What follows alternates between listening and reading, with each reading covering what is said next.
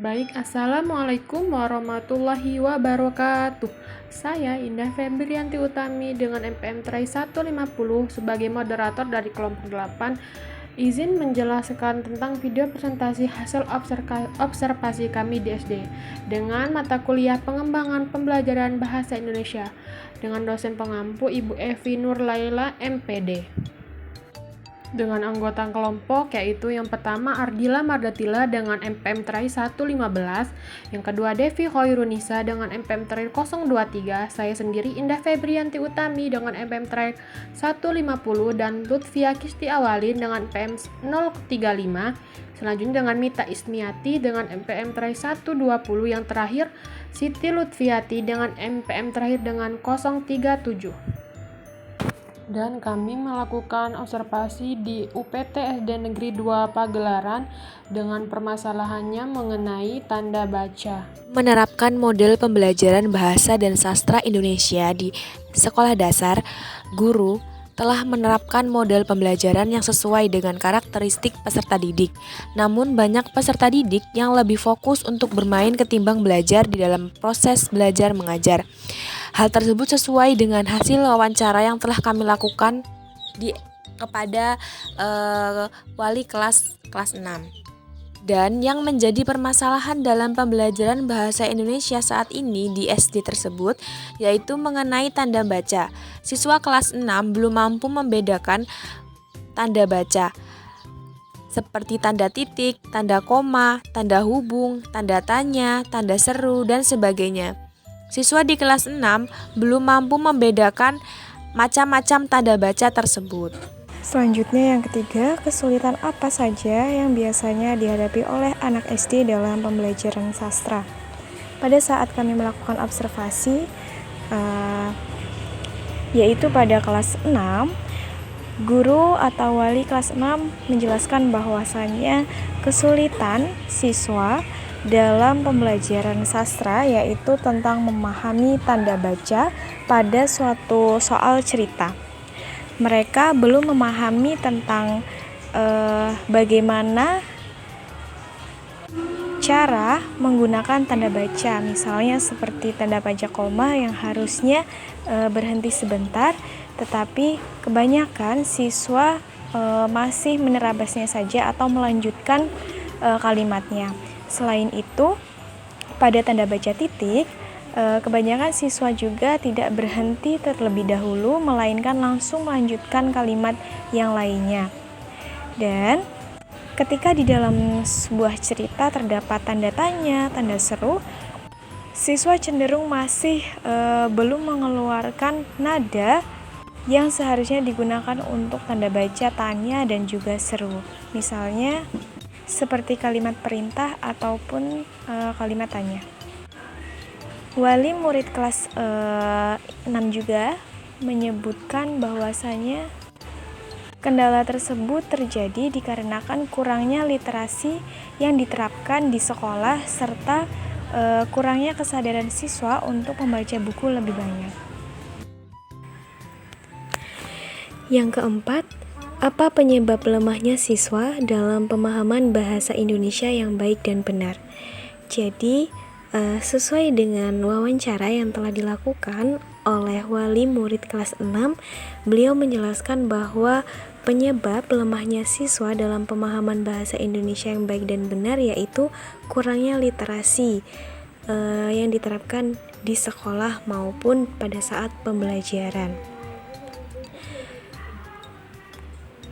Selain itu, siswa juga belum memiliki motivasi atau ketertarikan untuk mempelajari bahasa Indonesia dengan baik dan benar, seperti menggunakan bahasa baku dan juga bahasa Indonesia yang benar pada saat proses pembelajaran bahasa Indonesia. Selain itu, rendahnya minat baca oleh siswa juga menjadi salah satu penyebab lemahnya siswa dalam memahami bahasa Indonesia dengan baik dan benar. Selanjutnya, hal apa saja yang harus diperhatikan oleh guru dalam mengajarkan sastra pada tingkat SD? Adapun hal yang perlu diperhatikan oleh guru dalam pembelajaran sastra. Yang pertama, Guru memberikan kesempatan siswa untuk memilih bacaan yang disukainya. Yang kedua, guru memberi kesempatan seluas-luasnya untuk membaca secara individual. Yang ketiga, membuat suasana menyenangkan di sekolah. Dengan cara guru menceritakan tentang cerita dalam menggunakan bahasa yang mudah dipahami oleh siswa, yaitu bahasa yang sederhana, lugas, dan sebagainya. Kejelasan tema, kejelasan perwatakan tokoh, kesederhanaan latar, dan kejelasan pusat pengisahan dalam cerita tersebut. Jadi, siswa dapat mudah memahaminya dengan baik. Yang keenam, bagaimana meningkatkan minat peserta didik untuk belajar sastra anak? Yang pertama itu, guru dapat meningkatkan kemampuan sastra anak dalam pencarian kesenangan pada buku. Jadi ketika guru memberikan buku, siswa disuruh membaca apa yang mereka sukai.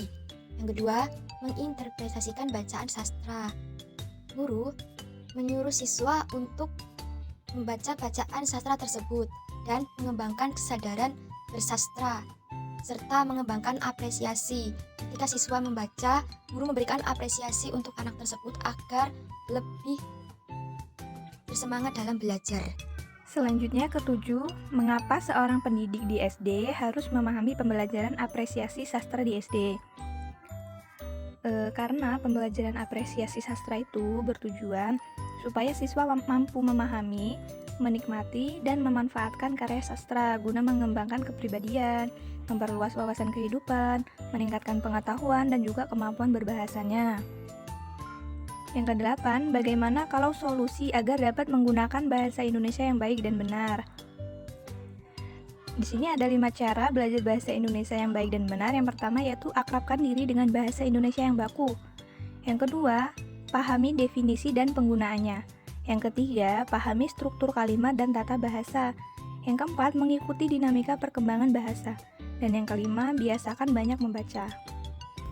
Baik, yang selanjutnya yang nomor 9, apa upaya pendidik untuk mengenalkan sastra pada anak agar mereka mencintai sastra? Yaitu dengan cara kita sebagai peserta didik harus mengimajinasikan prosa dan puisi yang kita baca, dengan cara cari tahu tentang tokoh-tokoh sastra, membuat diskusi untuk apresiasi sastra, karya sastra dengan mendengarkan musik, kita membuat catatan pemaknaan dan kritik karya sastra. Nah, yang nomor 10, apa yang menjadi kontribusi sastra terhadap perkembangan anak SD? Yaitu sastra dapat mengembangkan wawasan anak menjadi perilaku insani. Melalui karya sastra yang luas dapat membuat anak mengerti dunia. Anak dapat membayangkan dan merasakan keindahan, serta anak dapat merasakan kesadaran mengenai kehidupan orang lain, bahkan bangsa lain sekalipun. Yang nomor 11 ada pertanyaan, apa upaya yang bisa dilakukan pendidik untuk menerapkan pendidikan karakter melalui sastra? Yaitu pendidik karakter melalui pembelajaran sastra dapat dilakukan dengan cara mengapresiasi sastra. Dengan mengapresiasi karya sastra, banyak menanamkan nilai-nilai moral yang baik dalam membangun karakter peserta didik.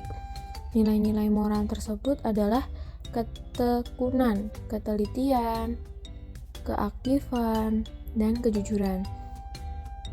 Yang nomor 12 yaitu bagaimana cara kita sebagai guru untuk mengajarkan kepada murid agar mempunyai nilai dan karakteristik yang inovatif, yaitu kita sebagai guru harus menguasai materi pembelajaran yang akan kita sampaikan.